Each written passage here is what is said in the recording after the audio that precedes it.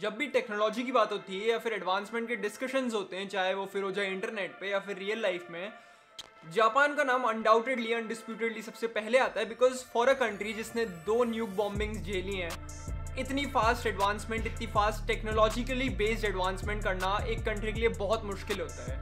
और आज हम इसी बारे में बात करने वाले हैं कि क्यों जापान की टेक्नोलॉजी सबसे टॉप नॉच है और जापान का नाम क्यों उन देशों में सबसे आगे है जिनकी technology out of this world बोली जाती है। Underground cycle parking, yes. अपने यहाँ पर हम कुछ इस तरीके से साइकिल पार्क करते हैं और ऐसे जापान में साइकिल पार्किंग होती है और लोग इसको कहते हैं अंडरग्राउंड साइकिल पार्किंग। और जापान के रेजिडेंट्स इन सब चीज़ों से बहुत अच्छी तरीके से वाकिफ हैं। तो होता कुछ नहीं है, सिंपली वहाँ पर अगर किसी को साइकिल पार्किंग करनी है तो वो कुछ ऐसे स्पॉट्स पर आएगा, अपनी साइकिल रखेगा और चला जाएगा। और अब जो तुम अपनी स्क्रीन पर देख रहे हो वो होता है बैक एंड में साइकिल पार्किंग के साथ। तो ये है अंडरग्राउंड साइकिल पार्किंग, जहाँ पे ये कॉम्प्लेक्स सा दिखने वाला मैकेनिज्म साइकिल को अंडरग्राउंड लेके जाता है और बहुत सेफली, बहुत सिक्योरली उसको पार्क कर देता है। अब जापानीज रेजिडेंट्स के लिए ये बहुत ज़्यादा कन्वीनियंट है और वहीं दूसरी तरफ जापान के लिए एज अ कंट्री बहुत ज़्यादा एफिशिएंट है, क्योंकि ये जापान के लिए और वहाँ के लोगों के लिए बहुत सारी प्रॉब्लम सॉल्व कर देती है। अंडरग्राउंड साइकिल पार्किंग बहुत ज़्यादा हेल्प इसलिए करती है क्योंकि जापान में मेजॉरिटी ऑफ पॉपुलेशन साइकिल से ट्रैवल करना पसंद करती है।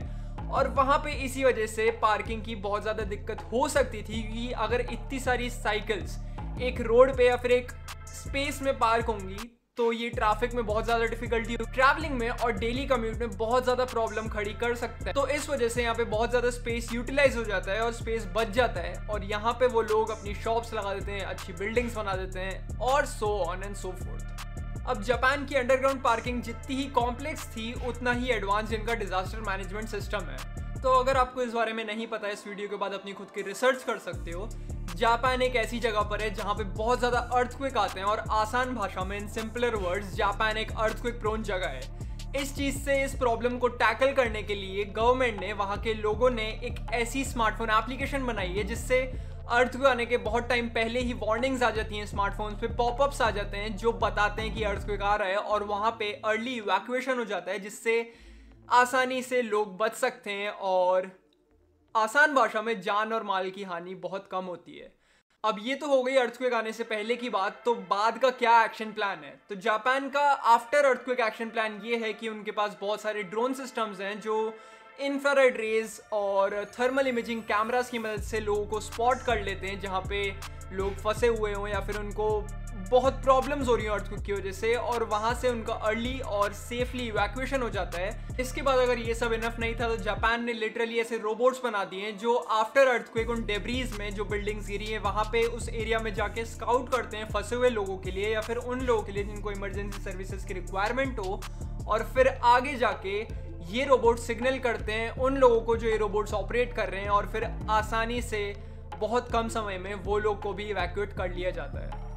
अगर आपको जापान जाने का मौका मिल जाए या फिर बहुत आप खुशकिस्मत हैं कि आप जापान जा रहे हैं, तो वहाँ पे अगर आप जाएंगे तो आपको बहुत सारी वेंडिंग मशीन्स अलग अलग जगह पर दिखेंगी, पब्लिक प्लेसेस में दिखेंगी, तो हैरान मत हो जाना। जापान ने बहुत सारी कंट्रीज से पहले और बहुत ज़्यादा एफिशिएंटली एडवांसमेंट कर लिया था ऑटोमेशन में, और इसका ही एक जीता जाता एग्जाम्पल है जापान की ऑटोमेटिक वेंडिंग मशीन्स।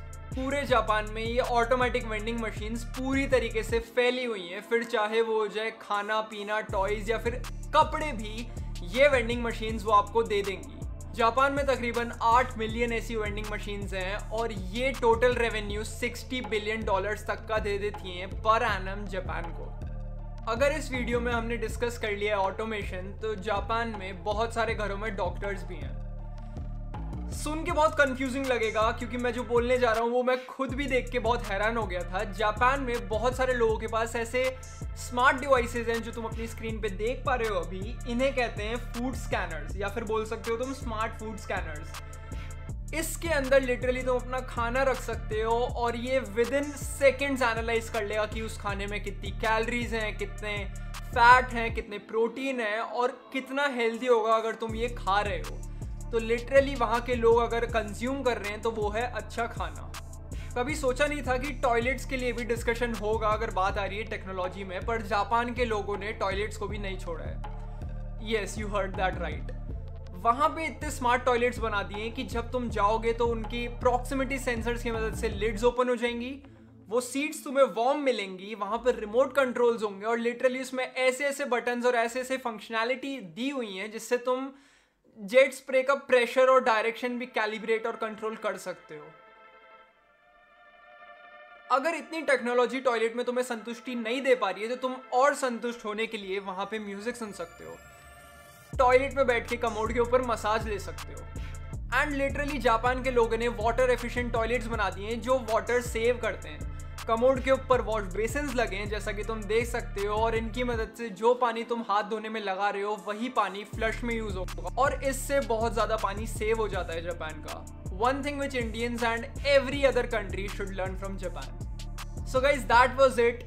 यही 5 चीजें थी जो मुझे बहुत ज्यादा फैसिनेटिंग लगी, जो जापान ने टेक्नोलॉजी की मदद से एफिशिएंटली अचीव कर ली है।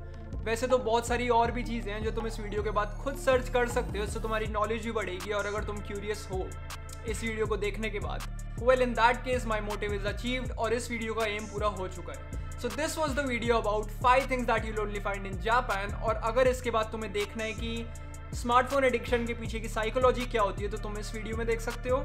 और अगर तुम्हें देखना है कि शार्क टैंक क्या था और शार्क टैंक का एनालिसिस देखना है तो इस पॉडकास्ट को देख सकते हो या फिर सुन सकते हो।